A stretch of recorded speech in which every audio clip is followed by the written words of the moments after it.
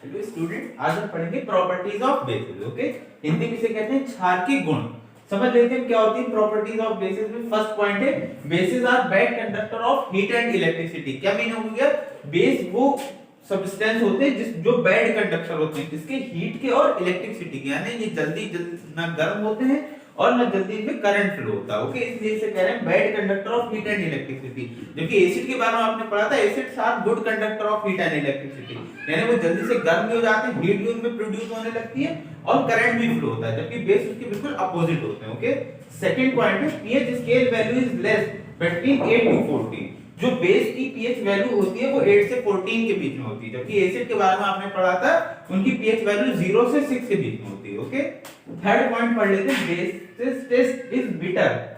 ठीक है, क्या मीनिंग होगा? बेस का जो टेस्ट होता है, यानी इसका टेस्ट कैसा होता है, इसका स्वाद कैसा होता है? कड़वा, बिटर होता है। ओके, फोर्थ पॉइंट इसका पढ़ लेते हैं when base react with acid, यानी बेस जब किससे रिएक्ट करता है? एसिड से रिएक्शन करता है, देन दे फॉर्म साल्ट।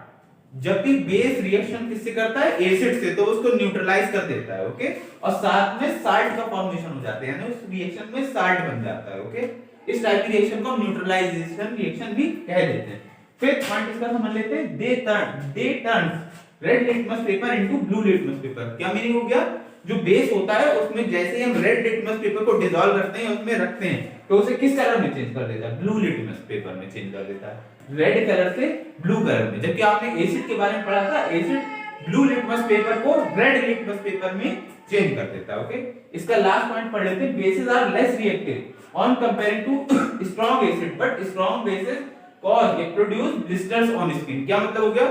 जो बेस होते हैं वो एसिड की कंपेयरिंग में, अगर उन्हें एसिड से कंपेयर किया जाए तो वो लेस रिएक्टिव होते हैं, बट कुछ स्ट्रॉन्ग बेसेस ऐसे होते हैं अगर वो स्किन पे गिरते हैं तो वहां पे फकोड़े निकल आते हैं, यानी कि ब्लिस्टर्स निकल आते हैं। ओके, कुछ बेसेस जो है वो स्ट्रॉन्ग होते हैं। उसके बाद हम पढ़ लेते हैं हिंदी में भी क्षार के गुण।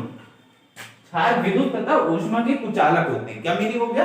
यानी इसमें जल्दी ऊष्मा नहीं प्रोड्यूस होती है, बनती है, ठीक है, और ना इनमें जो विद्युत धारा प्रवाहित होती है, इसलिए ये कुचालक है, बैड कंडक्टर है। ओके, सेकंड पॉइंट इसका पढ़ लेते हैं क्षार का पीएच पैमाने पर मान 8 से 14 के बीच में होता है। ओके, थर्ड पॉइंट इसका पढ़ लेते हैं क्षार का जो स्वाद होता है वो कैसा होता है? कड़वा। इसे इंग्लिश में आपने पढ़ा बिटर होता है, इनका स्वाद कैसा होता है? कड़वा होता है। ओके, इसका फोर्थ पॉइंट पढ़ लेते हैं क्षार जब अम्ल से क्रिया करते हैं तो लवण का निर्माण करते हैं। क्या मीनिंग हो गया?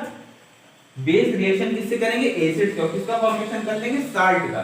ओके, इसमें ये अम्ल को क्रिया विहीन कर देते हैं।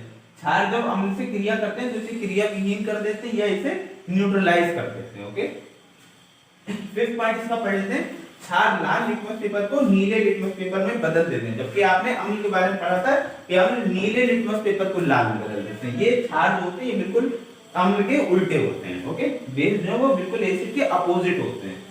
सिक्स पॉइंट इसका पढ़ लेते हैं क्षार कम क्रियाशील होते हैं अगर उनकी तुलना अधिक क्रियाशील अम्ल से की जाए तो, यानी क्षार जो है वो अम्ल से कम क्रियाशील होते हैं, लेकिन कुछ क्षार जो है वो अधिक क्रियाशील होते हैं, अगर वो हमारी त्वचा पे गिर जाए तो वहां पे फकोड़े निकल आते हैं या ब्लिस्टर्स निकल आते हैं। ओके, ये थे क्षार के गुण जिन्हें आपने इंग्लिश में पढ़ा प्रॉपर्टीज ऑफ बेसिस। ओके।